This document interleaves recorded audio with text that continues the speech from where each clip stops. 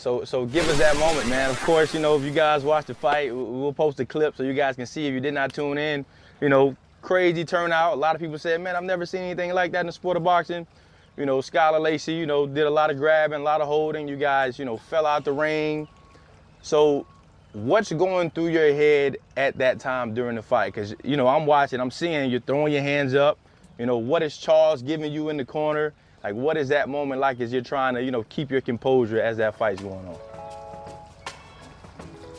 So my perspective on it right now, was that's one of those grueling fights that you talk about at the end of your career. And welcome back to another episode of the POLK Club Podcast. I'm your co-host, EJ West. Today we have a couple of guests that we're gonna have with us as we're gonna title this the Victory Lap. You know, my guy B, you know, coming off his championship victory, IBF heavyweight champion fight, you know, against Skylar Lacey.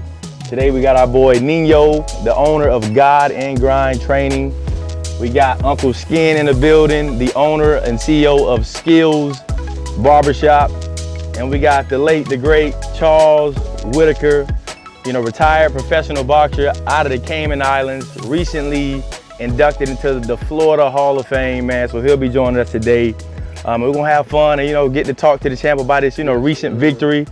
And to get right into it, brother, you know, we're chilling, but boxing is a sport that not everybody comes back the same. So I want to give you a flower to start off with, because not only did you come back, bro, you came back better, right? You came back the zone, right? The lights on you, co-main event, Clarissa Shields, biggest stage that day, brother. What was that moment like to, one, get your win back under the lights? You know, you strung together a couple wins, but what was that moment like for you in general, brother? Man, so leading up to it, you know, we get out to the venue, to Detroit. We get there probably like 3 or 4 days earlier before the event, you know what I'm saying?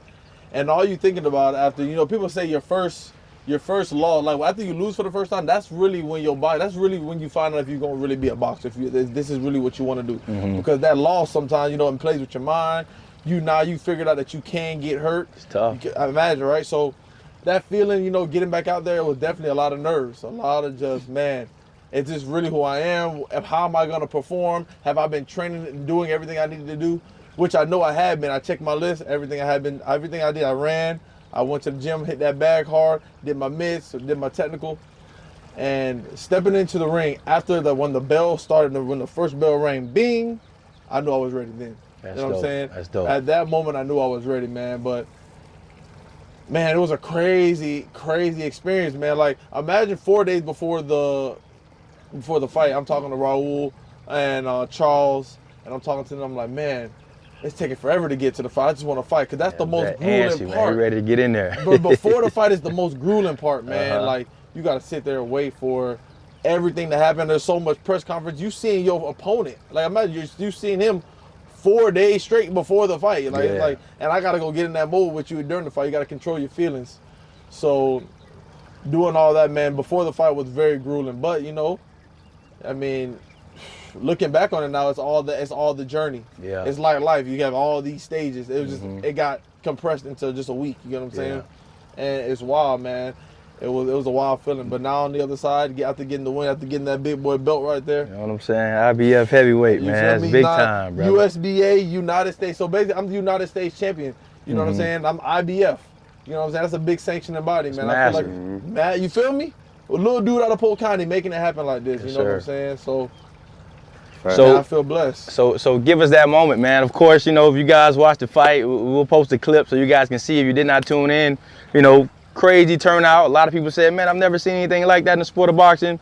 You know, Skylar, Lacey, you know, did a lot of grabbing, a lot of holding. You guys, you know, fell out the ring. So what's going through your head at that time during the fight? Because, you know, I'm watching, I'm seeing you're throwing your hands up. You know, what is Charles giving you in the corner? Like, what is that moment like as you're trying to, you know, keep your composure as that fight's going on? So my perspective on it right now, was that's one of those grueling fights that you talk about at the end of your career.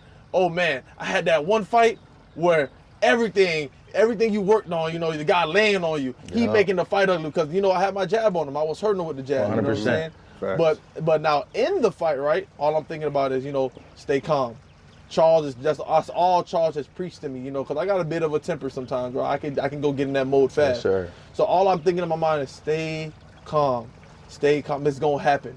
You can't try to force it. The game is gonna come to you. You get what I'm saying? You can't force the game. The game is gonna come to you. And if you watch the fight went 7-8 rounds, right? The first 3 rounds I was trying to force it. But then as the fight came in, I started to be able to like, okay. Charles talking to you as a you fight. feel what I'm saying? You feel me? Like, Charles, stay calm. Trust in what you've been doing. Just because the punch didn't land doesn't mean it wasn't a good punch. You know what I'm saying? And really, man, it was just wild, man. I knew in the fight that I just couldn't do anything stupid, couldn't do anything crazy. But man, it was one hell of an experience, man. That fight was a grueling fight, you know what I'm saying? I mean, after the fight, adrenaline's pumping. After the fight, I'm thinking like, oh, you know, I feel great. I want to go back to the gym right now. I mean, believe me, bro, that was a grueling fight. I felt it 2 days later, you know what I'm saying? I was definitely hurting, definitely sore. Man, you know, my promoter was there. The show was for me, man. I don't know if y'all heard the song that I came out to. Everything was led up. Man, you had the crowd dancing, man. Crazy, you had right? the old school, man. Man, it was wild, man. It was definitely an experience. Like, definitely an experience. And I want to say this, man, just because, like, again, he turned it into a wrestling match, you know, to say the very least. 100%. But, you know, he had to. There where I'm going. He had to do it. I got to give you flowers because, you know, a lot of people will see it and say, man, what's this dude doing boxing? What's this dude? If you watch his fights building up to, the dude's a good boxer, right? And the fighter that he fought prior to you, I think he mentioned in the press conference, he had the same record as you. Yes. You know, up and coming, supposed to be really good.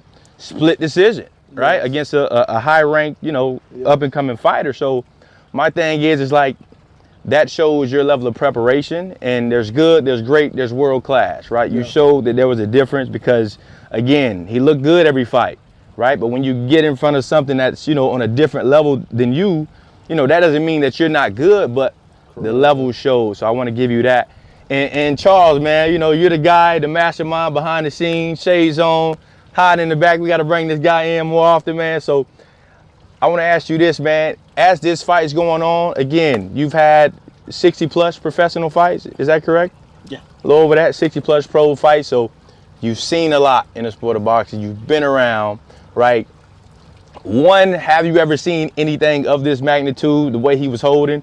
And two, you know, from your level of expertise, what are you telling, give us the conversation that you're telling Brandon in the corner as the fight's going on? Well, I've seen, I don't remember right at the minute now, but I know I've seen fights where one guy just made it ugly for the other guys. Yeah. You know, just grappling, and, you know, I've seen that. Sean Porter.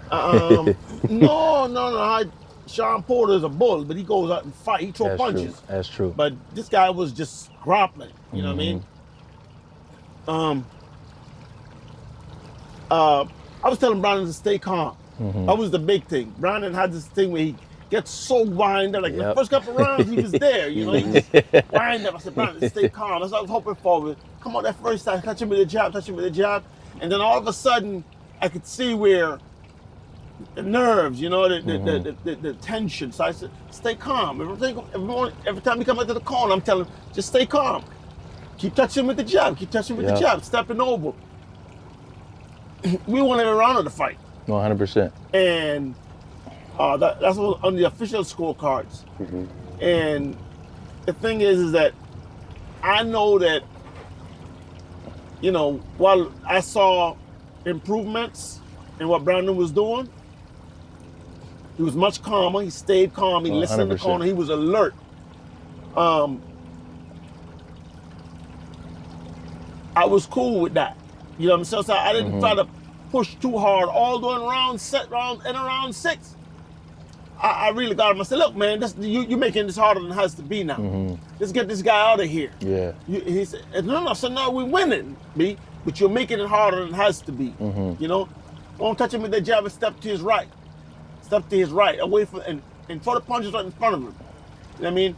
You know the guy want to hold you, but we got to go back to the gym and work some more mental work, along with the physical work, spar, and reminding what to do in that spar. Run up in the knees, throw them punches. The man's right there. Throw 4 or 5 punches. Just throw the punches. Don't look for the perfect shot. He's right there. Bam, bam, bam, bam. Put them together. Yes, sir. And that was the thing. But it was a physical fight. For sure. When he was saying that he wanted to go back to the gym, I was just laughing. I was laughing, smiling when he was saying that because I knew You that now you feel that way That today. adrenaline, yeah. That day after the fight, not the day after the fight. It's the day after. The day after is when you feel it, and that's when he had to go to the hospital and get dripped because he was dehydrated and felt so bad, and it's a frightening feeling. No, for real. You start to think something wrong with me. Yeah. It's a frightening feeling. You feel good that day after the fight. Because your adrenaline's still there. Just wait till the second day. It's the second they tell you. You know what I mean? You start to feel like you're in a car crash. You know what I mean? Yeah. And so it's a very it's a tough sport, tough business. Yes, sir. You know what I mean? And go back to the gym and just start again. We work because that's it. You have to be persistently consistent and consistently persistent, and that's just it. Yes, sir. That's dope, man. Cause he's a brain surgeon when it comes to training and development, man. We've seen you take leaps in a short span of time. So, I mean, from y'all perspective, man, y'all are brothers, family. You guys are watching the fight. Knowing B on a personal level, what is going through y'all's mind as this fight is taking place, man? What are y'all thinking? What's going through y'all's head, man? Y'all are brothers, the family. All I was doing is frustrating and want the guy to stop holding. Yeah. I wanted to see a boxing match. That turned into a wrestling match. Yeah. That's all I wanted to see, some hands thrown. Yeah, man. So when he falls out the ring, what are your thoughts at that time as well? All I can think about is Goldberg and a spear.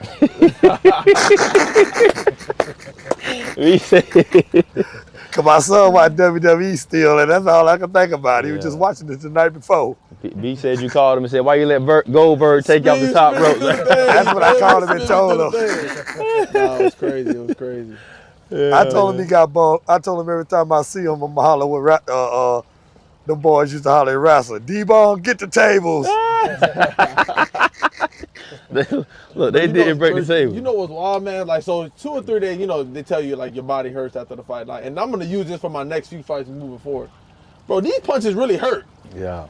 Yo, like, from a heavyweight. 6'9", 280. You get hit. No, seriously, like these punches really hurt. So like, I remember in the fight, right? Because in sparring, you blocking punches, you catching punches, you in your mode.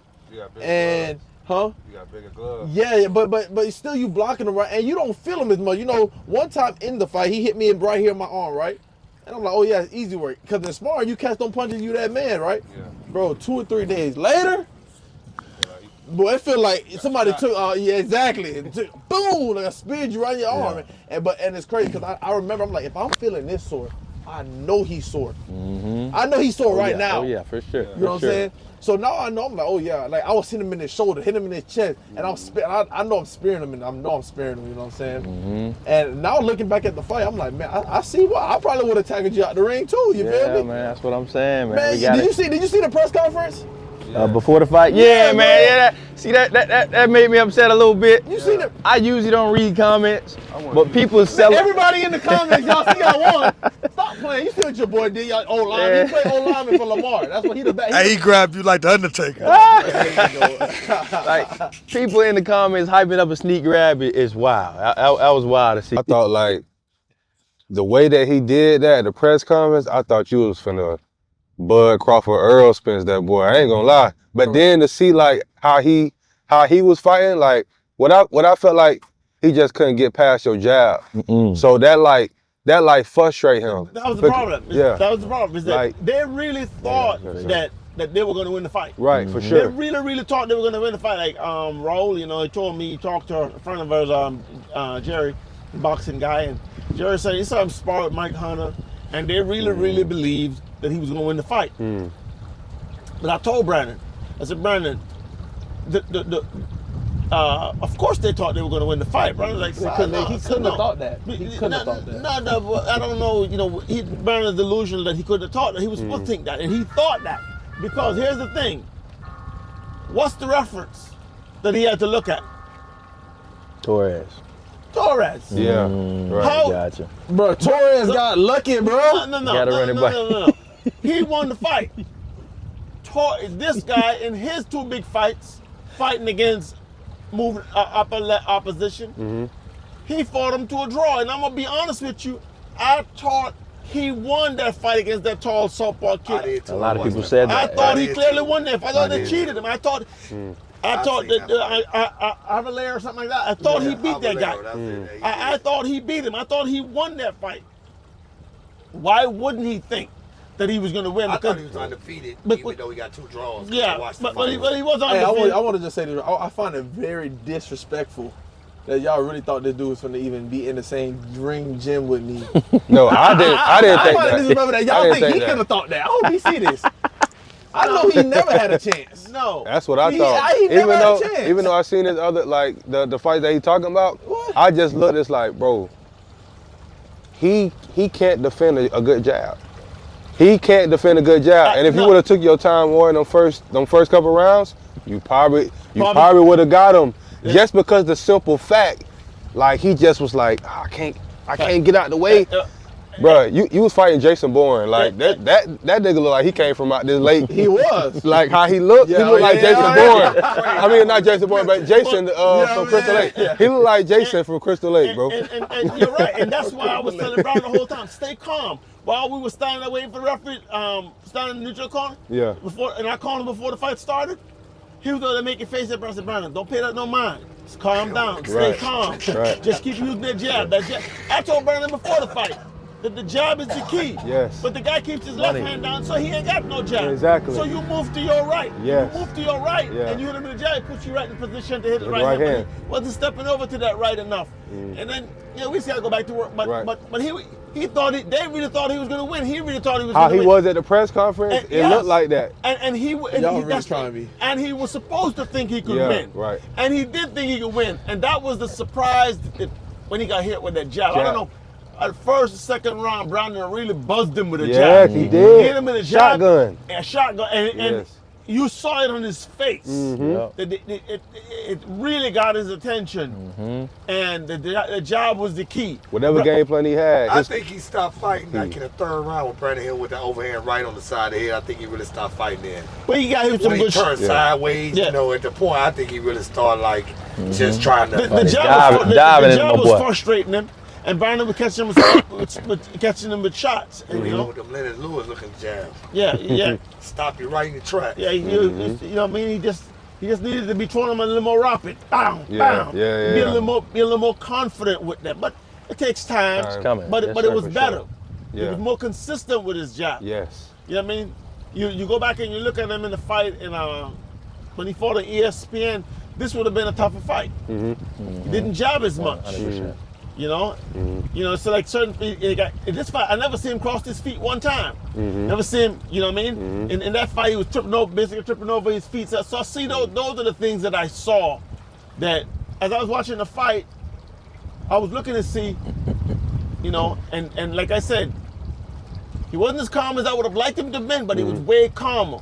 And you see more when you calm. Yes. Calm the mind. Yeah. Still it. See the punch coming. Glove is this big. You don't need to move that big. Then you move too far, and then you got to work to get back there. Right, yeah. You need to move just enough to make him pay. You move just enough to make him pay. The man keep his hands at home because every time he stick his hand out, he's getting hit. You make him pay. Right. He began to think about it. And Brandon was doing that with him with the jab. Landed some good left hooks, and a couple of good left hooks, and he was listening. We would every time we tell double up, don't throw the hook, and he was responding. So that in 100%, itself shows the 100%. calmness of mind Yeah. and the alertness. Did you notice that you didn't drink much water in the corner? Oh yeah, I wasn't that though. Yeah. You know why? Because you were calm. Because you were calmer. That's the thing, is that when you're not and this is the arbitrary when you rush back to the corner with spark, I want water, tell them to calm down, relax, because you have to train yourself. Yeah, that's real. You have to train yourself That's real. to know how to perform he's under that cooking, pressure. Because if you let yourself overwhelm you, the first ass you got to kick is your own. That's the first victory you got to score. It's the victory most people can't score because they can't beat themselves. And that I need water. That's a sense of self-doubt. You don't need that water like that. Calm down. You go by the corner. Sit down, relax. Get your water, stay calm, get a rinse again, you good. Listen to your instruction, but you get so wind up. All that works against you. The more tense you are, the less you hear, and the less you focus. I didn't give you very much instructions in the corner anyway, because you only hear some. Just keep touching with the jab. Keep working the jab. You know, so he punches right in front, he's right there. Crazy, yeah. Step over to the right, move away from that right hand. Yes, Because the hand he wants you to hit you with is the right hand. He don't Right. use the jab, he wants you to hit the right hand. So he moves That's to all your he right. had. That's all he Stay away had. from his right hand. For sure. So, I want to ask you this next, brother. So again, you know, to give you your full flowers, man. 8 years, IBF heavyweight champion of the world. not of the world, U.S. of the United States, USBA champ, United States, yeah. The United States, brother. But we speaking that into existence. Hey, 100%. Yeah, 100%. yeah. We definitely gonna do that. Hey, Daniel Dubois, Joseph Parker, whichever one of y'all, you gotta see my boy. You feel me? You gotta see my boy. What? I'm working right now. I'm telling you, I'm coming for it. I'm Facts. coming for it. Facts. This is only, again, one of many, but what does this moment, this achievement mean to you? And how long did it take for you to really settle into, like, you know, you really accomplished something really huge? Bro, you was there. You was there first day. You was there first day. So you 100%. know what this means. It's not a guesstimation. I didn't guess that this was gonna happen. I called it from early, bro. 100%. You feel me? You was there. 7 years ago. 8 years ago, you was right there. You 100%. Come on, man. You was there, bro. Like, they think that this is an accident, bro. This is no accident, bro. I decided that I wanted to do this, bro, and I put the work in, bro. Like, you can't get here without putting the work in. No. It's impossible. Bro, why you think people don't make it?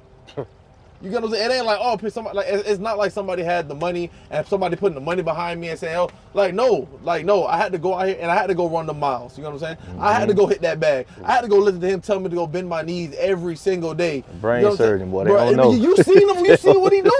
You get what I'm saying, man? Come on, man. They don't know. He sees when you're thinking to do the wrong thing. Bro, it's crazy, man, because when people ask me that question, it's like, bro, I wish you had just seen it. Like, they people say, oh, they think that they call me OJ because if you didn't see it, you know who did it type thing, bro. That's not like a joke, bro. You didn't want to come watch. I've been winning, bro. I went to the Olympics, bro. I went to the Olympic qualifiers. I got bronze there. 2 like, years. you know what I'm saying? Like, these guys fought their whole life. I just put the work in, you know what I'm saying? And I'm not saying these boxers are soft or anything like that. All I'm saying is that I put the work in. That's all I'm trying to say. And like now, like honestly, right? Now, I even when I won the belt, I didn't even know what it meant. You know what I'm saying? I'm like, oh, I just want another belt. Like, cause I have been winning belts for my whole For sure. boxing career. You know what I'm saying? And now looking at it and knowing what the belt means, knowing that nobody's fought for this belt in like 10 years, and I got to fight for it. The IBF believed in me. You know what I'm saying? For me to be able to fight for it, come on, man. Like, I really feel like that dude right now. You are, bro.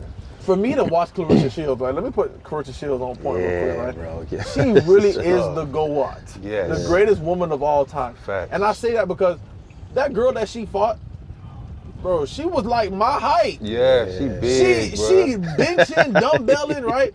And imagine like, it's kind of like with Charles, right? I'm able to like hear from his perspective because he's seen more things than I've seen, right? So now I'm looking at Clarissa, right? And I see the confidence that she's coming out with, right? And I used to be like, man, that's all an act. Like, you're just acting to sell the fight. But it's not an act, bro. It's not an act. Like, she knows for a fact that she the greatest of all time. Yes. You get what I'm saying? And like, it's different. Like, so I see her, she giving out all her, I'm the greatest, you know, I'm the this, and I'm the that, and it's not a selling point. It's like, it's really a fact.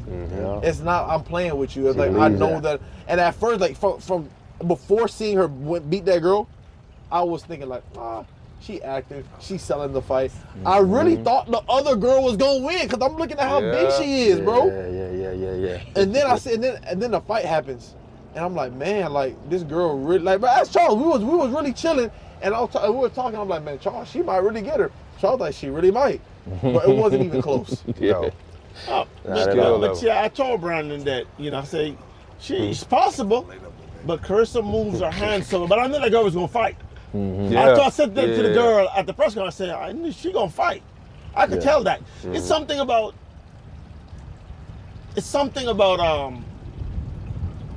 sometimes people have a quiet. Sometimes you see some people and they're quiet and they hardly say anything and they just have a really cool and pleasant demeanor about them. That's because if you get them out, It's You can't put him back in. It's a monster. That's My me boy too. Nino. Yeah, that's how I am. Yeah, if you get him up, Describe Neo. you can't get him back in. Yeah. You know, and so I can tell that girl was gonna fight, but like I said to Brandon, because Brandon won't bet as a Brandon. You can bet if you want, but I won't bet no money on it. I said she might. I watched that girl billing 90-pound dumbbells in each hand. You know, I see her lifting heavy weight in the gym. So she's strong as a bull. Yeah, she is. But Clarissa moves her hands so well. Skills, pay the bills. She's so confident. She's so skilled. Bro. She's so well trained. Like her trainer, one of my former trainers. Yeah. You know, terrific teacher, John David Jackson, and a former two-time world champion, and just a tremendous fighter is Clarissa Shields. Yes. I think she's the best woman fighter. Facts. No, History. she is. History. She is. Like, bro, people get this confused, right? And I even me, like, and I'm still struggling with it, right? You want to be being extremely confident is not being cocky. No. No. And that's a hard line to play on because the world sees it as you being cocky. But I just saw the greatest woman alive, and she was saying it before the fight. And I'm watching her about to fight a girl that's like my size. Yes. And it wasn't that she was being cocky. She was like, after the fight, after she won, right? It was really that she was just speaking facts. You get what I'm saying? Like Ali said, it's, you know, it's not boasting when you can back it up. Right. Bro, it's crazy, And that's man. the problem, is that you have to know. You see, everybody on their way up. And this is the boxing game. I mean, nobody fool you. Everybody on their way up. Promoters put them in with some guys. That can be. They can build the steps. What you got to be doing in that time in between, is that you're getting better. Just kind of getting your feet wet. You're getting better. And as you're getting better, they step in your competition is going up, but you're not even noticing because you get the training that you're getting better. And Clarissa Shields started out as a child. Yes. It's a little girl, young girl, you know what I mean? And she a two-time Olympic gold medalist. This was her fourth, I think her fourth. This is her. Fourth undisputed. This is her fourth undisputed weight class. World weight class. You know what I mean? It's like Brandon. Brandon started. I remember the Tuesday morning, first Tuesday morning I met Brandon. You know what I mean? I remember I spent time talking to him, and I know I spent the whole time we run from the old Winter Haven boxing gym down to the McDonald's, and I know the whole time I talked to him, he thought I was crazy. You know? It was crazy. Because I give it to you exactly as it's going to be. You know what I mean? If you want somebody to tell you a fairy tale, I'm not the guy. I'm going to tell it to you exactly because when you come up them steps, everybody go back down the steps, man. You got on the gloves, everybody go back down the steps. You pay for that. You pay for that with your blood. You leave a part of yourself in there every time you go up them steps. So I'm not gonna tell you what you want to hear. I'm gonna tell you what you need to hear. So I would give it to him. So I know he thought I was crazy. He thought I was crazy for a long time. Just a few months ago, Brandon thought I was crazy. You know what I mean? But He told me you're crazy. that's the thing is that It sounds crazy. is that life. I remember telling Brandon, the punches are coming too far in between. You throw 3 punches, but there was too much daylight between punches. He said, man, you gotta be like that. When I hit the mitts with me, he said, yeah, you gotta be like that, B. You gotta be like that, see? Yeah. Okay. Nah, it just simply took when he got to the Richard Torres fight and he saw why. No, for real. Richard Torres started at a much younger age. Richard Torres started at a much younger age, and he started off being told and trained that the punches might come like raindrops. They can't be right hand, left hook, or jab, right hand, left hook, but it gotta be jab and left hook. It's gotta be like that. Second nature. But like rain, the punches must come like that.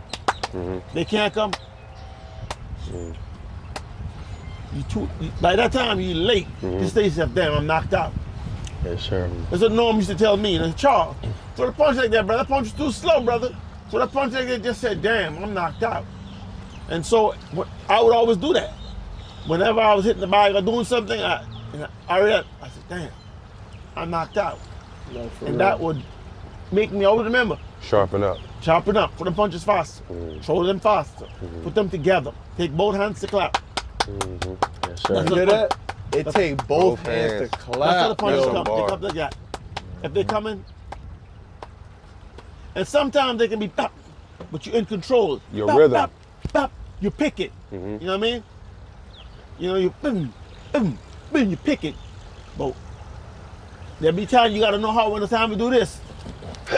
Yeah, for sure. You gotta know how when. What's crazy, you know, a lot of these, I mean, you know, these young boxers, they think that, bro, because we're in the United States, they think that this fighting thing is about the pictures, the glam. You know, I'm gonna get to be cool, look with my six pack. That's what they think that this boxing thing's about, right? Bro, in other places around the world, Cuba, for boxers sure. are the real killers of that place, bro. Imagine you want to be the best exposed, fighter man. in the world.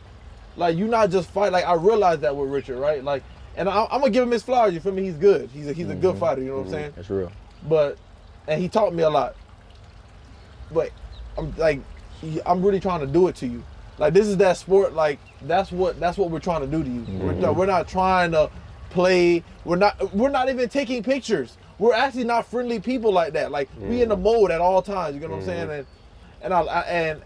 And that's one thing. You know, they say they're saying like the United States, the boxing is kind of coming down from what it used to be. It's because, you know, like, people, that's what they think. Like, it's a hobby and that became a profession. Like, this is what you got to be.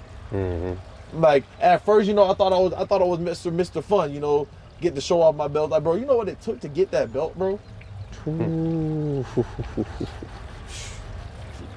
I can tell you, Do you know what it took, bro? the morning getting up 2 o'clock in the morning, taking a train, getting up 2 o'clock in the morning, driving down to Miami, Your spar. driving to the airport in Orlando, grabbing the train, going down there, sparring 10 rounds. They don't know. 30 minutes, bro.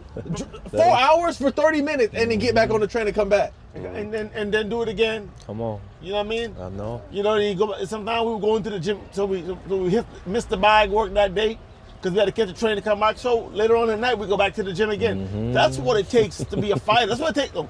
That's what it takes to succeed. Yes, You sir. gotta be willing to burn the midnight oil. These people who want to go to the gym and shadow box and put on their sunglasses and look cool.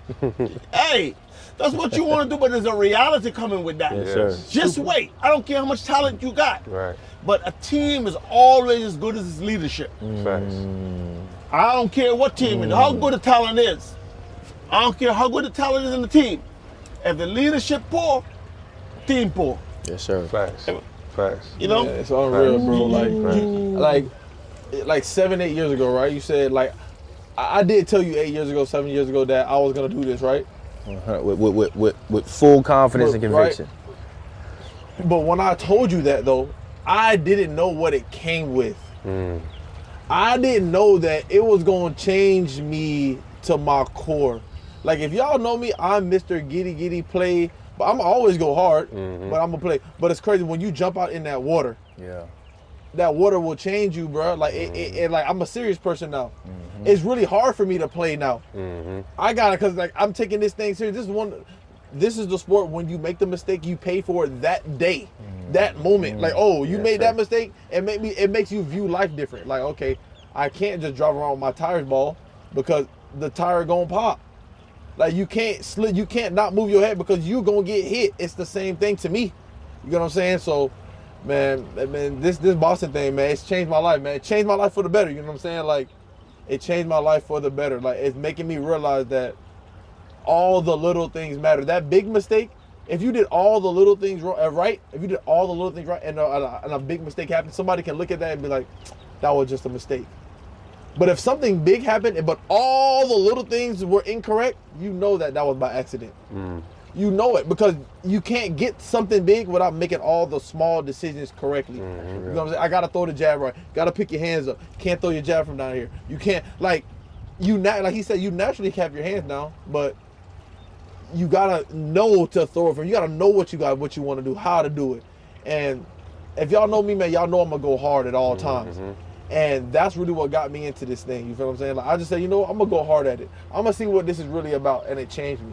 It changed me for the better. Like, I just think Real, about bro. it. It's crazy. Like, I look at these belts, bro, and it's like when you realize what you did, like, it's not easy to become 17-1. It's not easy at all. Like, everybody's just get a fight. Every time you get in that ring, bro, you leave something in there. And I remember in my younger career, I was kind of like, oh, this is the easiest sport ever. I used to really tell people this is the easiest sport You ever. tell me that foolishness. You feel me? You tell me that. I used to tell them that's because you ain't doing it. Bro, I need to get mad about it, but that's because you ain't doing it. That's why it's easy. You know what I mean? I tell them all the time. It's funny, we went on to Miami, right? We were talking to Glenn Johnson. Y'all know Glenn Johnson. So it's funny. In the middle of sparring, Glenn said something. In the middle of sparring, he turned and looked at me. Why he said it? Why he turned and looked at me? Because I've been telling the same thing for years. Same very thing. Real day. You know what I mean? So he talking to Glenn. So he said, "But Glenn, how did I get to 15? Wait, you know, Glenn, tell you, it seemed easy because you were getting the fights." And Glenn said, "Everybody have those fights that you're supposed to win, but you got to be learning the way up." Yeah. You know, that day Glenn even said to him, he said, "I've been working with Charles for the last few days." Yeah, that's why. And Glenn said to him, "That's why you've been looking better." You know, Glenn said that to him. And mind you, this dude Glenn is not like the people pleaser type of dude. Yeah. He not that guy. Like, he No. really He is. hard on his guys. Like, if y'all don't know who Glenn Johnson is, you know what I'm saying? Glenn Johnson is the guy that knocked out Roy Jones. Right, Roy Jones right after Tarver. You know The what I'm first saying? one. That's the first one. Yeah. And it's a mentality, right? Like, when we was kids, right? You know what I'm saying? Like, you know, we played basketball, and you know, you would, like, because you was hooping, a dude would get in that ball like, what's up? But you knew that everybody was gonna break the fight up. You know what I'm saying? Like, you know, like, most people gonna try to turn up, and then they gonna turn up, and then, but you know, I used to do that in high school. When I knew I couldn't whoop nobody, I knew they were gonna break it off. Yeah. So I knew I had 20 seconds to to get throw right. everything I had to throw at them. And look good. And look like I'm hard. and I'm not talking no shit about the basketball players and nothing like that. But in this boxing thing, right? When you a boxer, right? They really be like, oh, you want to fight? That's what you want to do? It ain't we're no doing plan. it right now. Yeah, it ain't no plan. Listen, we don't have to even, bro, this It's not man no Glenn, the plan. man, what, 40, 50 years old? No, Glenn 56. Man, shout out to Glenn Oh, again, man. yeah. Glenn, I said, man, And Glenn, he I still told be him, at I it. was like, you talking all this, telling me I'm not doing this, that, and the third. I said, bro, I was like, you should fight, bro. The man had his shirt already unbuttoned by the time I said. Now he told Glenn he'd whip his ass. Yeah, bro. But it's a mentality, because I try to, like, dim that mentality down, because I'm like, man, like, I don't want to just be with my friends. They say something crazy, and I just turn up on them. Yeah. Yeah. No, That's you real. gotta know. See, Glenn know, but see, you a fighter, and you telling Glenn that you could beat him. Yeah, he a Sounds fighter, you a different. fighter, yeah, But, yeah. hey, before he go, listen, before he turned his head from this way and look at Glenn, then had the last button on his shirt open. The last button on his shirt open. Man, dead serious. He was Yeah. dead serious. He was Yeah. ready to go. Yeah. It was wild, man. He But- still but be that's at the it. mentality. Like, you got to know how to control. You got to be able to be a fighter. You can't be a part-time fighter. You know what I mean? You can't be a part-time businessman. You're out there having a good time, but you're a businessman. You're supposed to look over there and see something that make you think of the business. You're supposed to be in Dang. school at all times. Dang. You know what I'm saying? The life is the biggest classroom. Yes. What they teach you in school, after you learn to read and write, it's your job to educate yourself. They don't educate you. School try to conform and confine you to a way of thinking and a way of life. That's why if you look at a 2024 car, a 2025, there are some differences. Yeah. But if you look at a 1920 classroom, in a 2025 classroom, it's exactly the same. Maybe they're using iPads now and something like that. But other than that, classroom is the same. formation is the same. Everything is, the teaching is the same. Nothing changed. Why? Because they want to conform you. The more they want you to be. But life, the thing I tell you today about boxing is that boxing is life. Like you said just now. Life is the biggest teacher. Life is the biggest teacher. Tell them that all the time. And like you said just now, what I always tell you, you gotta liken everything you do outside the ring to in the ring. Like you said, you're driving down the road, your tire bald. Okay, don't worry, you pay for it. You gonna pay for it. Your tire might not blow out, but because your tire ball, you hit brakes, it don't work and see you run in the back of somebody. Now you got to pay for that. It happened. You see what I'm saying? Yeah. So that's the thing, is that you have to stay. I tell my kids all the time, stay in school. Remember the golden rule, don't be a fool. Stay in school. Life is the biggest classroom. And you're liking more to burn, more and more he's around me, he learn, he'll see more and more. Everything you do in this boxing business can be life. Boxing is real. You can't cut no corners and get away with it. You can tell the coach, I've been running. Don't worry about it. When you go to that ring to spar, we're gonna know. You know? And most of all, you gonna know. That's a fact. You see what I'm saying? Because when you try to lie to yourself, and you tell yourself you get in that dressing room, man, I ain't been running. Your mind played on you. Oh, that's a fact. Yo! Your mind played on you. Fact. Your mind played on you. Yeah, sure. Yo, I mind need played to. on you. No. Please say that again so they know what you just said, Charles. Say it again, bro. When you cut corners and you get in that dressing room, you cut them corners, you get in the dressing room, you don't do what you're supposed to do, That you lie pressure about coming. it. But when you get in that dressing room, your mind will let you know. Your mind start playing on you. You see, you can run, but you can't run away from yourself. That's a fact. You know what I mean? Life brings you back to reality. Life will bring you home. That's what I always say. Life bring you home. Yo, My That's God, real. be taking, That's man. real. And you know we'd be doing ourselves a disservice if we did not spin into a quick segue. Mental health awareness every day, man. You know, we push it every time out. Please have the conversations. Check on your guys, man. The numbers say most men suffer in silence. You never know who's struggling, who's going through what until you initiate the conversation. So we want to make that, you know, more popular, more common, more consistent to initiate those conversations again with your brother. Check on your guys at all times, man. Because again, suicide numbers for men are that are equivalent to the number of breast cancer in women. You know, I found that study out about a month ago, which is crazy. So make sure you're tapping in with your guys because a lot of guys don't speak on what they're going through. So next question I want to ask you, man, before we wrap it up, brother. Brandon OJ Bam Moore, we see that's been your name for a minute. I see you kind of tuggling with the ideal of Alexander Hilton, the Great Moore. And I want to say this, you know, we saw Cassius Clay took that transition until Muhammad Ali before he became who he was. Are you teetering on the line of changing your name? Is that something you kind of, are you holding on to OJ Bam? No. I told him what his name. And I'm gonna whisper. Oh, you see? No, say it out loud. Say it out loud. I told you what your name should What be. it is? What's the name? What's in my phone? What is it? Bad news. Ooh. Oh, man. Bad news more. Bad news. Nah, man. Are you flirting with that idea, man? Bad news, huh? Here's what's crazy about that, right? You say talk to your guys, right? And talk to your, you know, make sure you're around your boys and whatnot, right? So I get a lot of my inspiration from my guys, you know, because I have a team of people that I just chop it up with. So Charles, since the day he met me, right? You know, in school, they used to make fun of me with my name, Brandon Alexander Hilton Moore. They used to be like, bro, you sound like a dead president, you know what I'm saying? And you feel me? Like, it used to be crazy. And so it made me feel insecure to tell people what my name was, you know what I'm saying? So, you know, when I started boxing, I wanted a trendy name that would be in touch with with my people that, and just people to just see me, kind of be a little funny, a little plot twist. But, you know, now, like, the people can't be what the champion is, you know what I'm saying? And that's what you tell me all the time. That's a fact. And my name sounds great, and it is great. And I gotta let people know that's what I think about myself, because I really do. I just don't want people to think I'm being cocky. I just really do think I'm the greatest. True. Like, it took 7 years for me to get here. That's almost, I'm a 1%er. Name another person that did it. Less than 1%. You get what I'm saying? Yeah. So, I mean, yeah, am I teetering on it? You know, I am, and I'm running it by my boys a little bit just to see what their vibe is. But yeah, that's really how I feel, though. Yes, sir. So it's not even that I'm teetering on it. That's really who I am, and that's how I feel. Like, I'm the greatest. Because if you see what I did, only greats can do it. People used to make you feel intimidated by because your name. Alexander Hilton, that's all you call me. Hey, man, wake up in the middle of the night. Alexander? Wake up in the middle of the night. You know?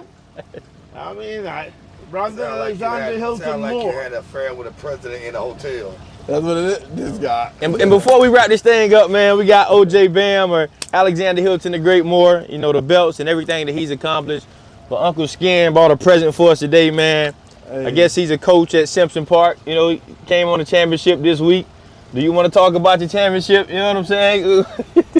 Go Best take the mic, season man. Ever went undefeated, baby. Best season. No, but hey, I enjoy correction, them man. kids. He making it sound funny though. He making it sound funny, right? Give us the But real. I'm gonna give him the real. Give us the real. This man been coaching for like 4 years, right? He's from Mississippi, dirt poor. He didn't have much in life. He said, you know what? I'm gonna start coaching these kids. Bro, time is my biggest thing. I'm not gonna just waste my time doing things, right? Not saying wasting my time with the coaching the kids. But what he did was he took his time. He owns a business. He busy already. All the time. He busy already. He took his time to go coach these kids, right?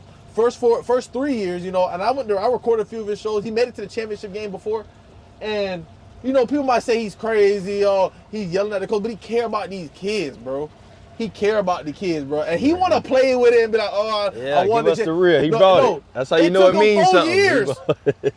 That's a college degree. Hold that up, Skin. Hold it up one time, For real, Skin. bro. He think it's a game, bro. Like I seen man. what he been doing. You get what I'm saying? Yes, sir. And he been putting in the time. He been putting in the work with these kids. Congratulations, man. Not everybody, you know, want to give back their time. Everybody want to give. Yes, a lot sir. of people are selfish, you know. But I tell Brown all the time, you can't give God. You know. And the thing is about it is that when you give, you get more than you give. You know what I mean? If you give it for the right reason. Yeah, I always say that. For sure. I get more, you know, Brandon used to ask me for years, Charles, why do you always come and help? What is in it for you? I said, Brandon, Bro. my knowledge is no good if I take it back to the grave with me. The penitentiary and the cemeteries are the richest places. There lays all the hopes and dreams. The person who's supposed to find a cure for HIV lying in the cemetery. The person who's supposed to find a cure for cancer is in the penitentiary or in the cemetery. You know what I mean? So, what good is your knowledge? It's what you leave behind. It's what you is when you walk off the stage, when you walk away, when you leave the stage, and you leave the room. You're no longer present in the room. Muhammad Ali is gone from this earth, but he'll never die. You know what I mean? What do you leave? You know what I mean? What did you do? My mother used to always say that try to get something for yourself in life, but remember for all the good you do is for you and yours. You haven't done good yet. You know what I mean? So you gotta give back, and that's a great thing. Not a lot of people do that. Not a No, lot of seriously, people find man. that minute just to say, man, let me encourage somebody. You never know what somebody else is going through. You never know some. You know, I read this. I saw the story one time. This guy from New York was going to that bridge, the famous bridge that people go to jump off, and he said he had to walk like 2 miles to get there. And he said if one person said good morning to him, he wouldn't do it. Now, nobody will say good morning. You know what I mean? Nobody say good morning. It's like you say, you know, it's the thing you know people going through. Yeah. Sometimes, man, somebody, man, how you doing, man? Good morning, how you doing? You never know that, how you doing, good morning. You know what I'm saying? This is a surprise to everybody, right? But me, Colin, and EJ gonna know this. Did you ever think that you'd be Coach Greg now? When when we played on the 18? Nah. But I know we remember him, Yeah. and that's crazy. They gonna remember you for this championship. Yeah. Yeah. When he coached me with the fire, I ain't never think I'll be But- like training and He coaching one of and the stuff like that. profoundest guys we know, though. Yeah, for sure. Like if I think Legend, back to man, somebody that legend. really like took time Cared about us. on a daily, like imagine, right? Name another dude that just took time with you name right now a dude that takes time with you 2 days a week. Another dude that just gives his time to you 2 days a week, just 2. Exactly. They're not gonna remember him for the championship as much. The time I put in. Is the time. When you get old enough to value time, when you get old enough to realize, damn, boy, I can't get a minute back. So sometimes when you're 30, 31, you still don't know that yet. You know, but you don't know it. I give yourself a little bit of time. Life begins at 40. Boy, I heard George Foreman say I thought he was crazy. The truth, life don't begin till you turn 40. Something happens at 40. Life begins then. You begin to realize, man, a minute you can't waste because you can't get a minute back. See this boat we're moving? What? See, going that way? See right there, we might get another Monday morning back. Well, we'll never get this Monday morning back. Yes, sir. that boat ride back to the dock, we'll never get it back. Yeah. You know what I mean? So that's what they remember is that time. Take that time to give that few minutes to the little kid in your neighborhood to talk to him, to encourage him. So I try to do wherever I go, I try to encourage somebody. You know what I mean? I got a lot of experience, I've been through a lot of things, I have a lot of knowledge. So the best way to keep it is to share it with somebody. You know? You don't know the difference you make. Hey, Best way to keep it is to share it with somebody, man. it wasn't the coaching this year because I coached 8 to 10. I was assistant coach for 2 years. And then I started being head coach the last year my boy playing 8 to 10 because I wanted to see if I could do it. We coach kids from scratch. Sometimes when they're little, you got to coach them fundamentals and all that. Mm-hmm. The reason why, like you said, this time was special because I had to get a group of kids and I had talent this year. First time I had talent. Mm-hmm. But the trick was, like Phil just said, can you get them to play together and like each other? Yeah, you got to teach all that. That was the main part. Discipline, Can unity. you get them disciplined? They still was a little undisciplined. It could cost them sometimes because it's only 1 year you get them together. It's short. 1 year you gotta get them to play together. You gotta get them to pass, trust each other, and that was the most difficult part. Because when they're 13, they get carried away. Mm-hmm. You know, they want to be superstar. They want to do everything themselves. They want one person mess up one time. They feel like, oh, you messed. That's just in their mind. Mm-hmm. So that was the best thing toward the end of the season.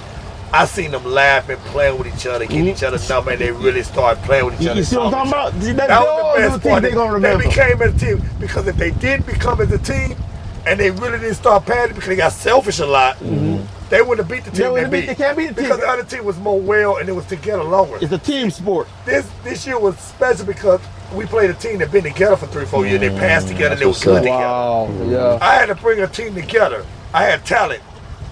But if I didn't put certain things in their head, they wouldn't have won. So you see how important that mental training is? And he had to teach them some character. And the last week, I did not do nothing but the defense and little things.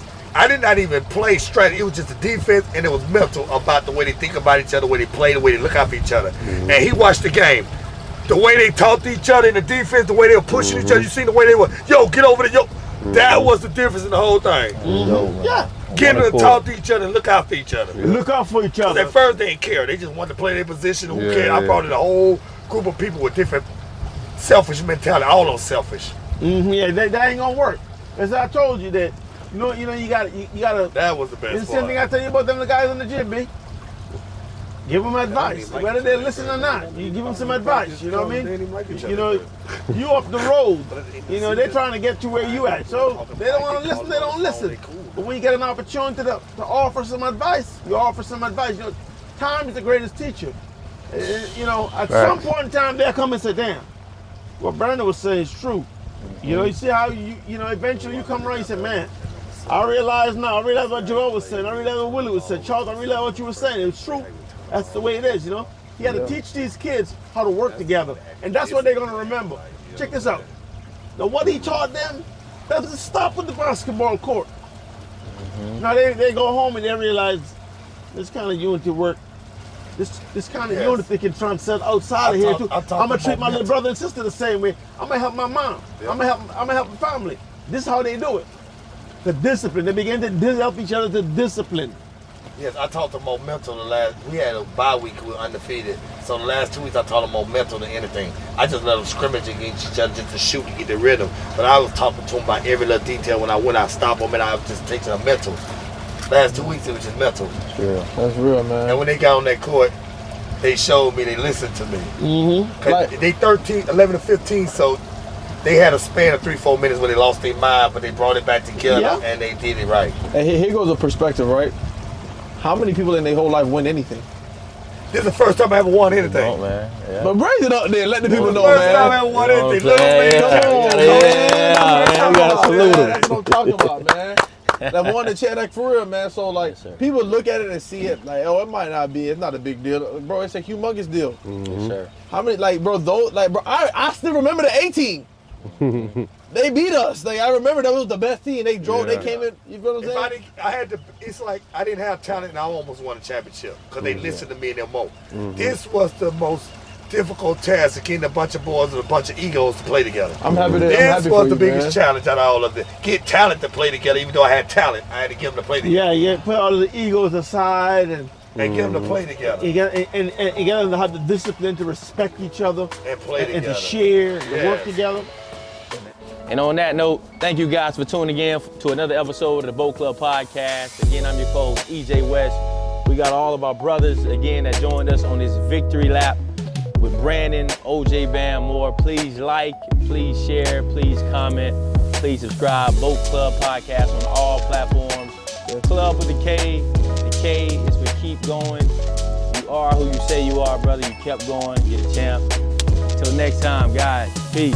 Thank you guys. See you later. Peace, fellas, man. Yeah, if we hold that trophy, we'll come with some confidence, my boy. Whitaker, appreciate you.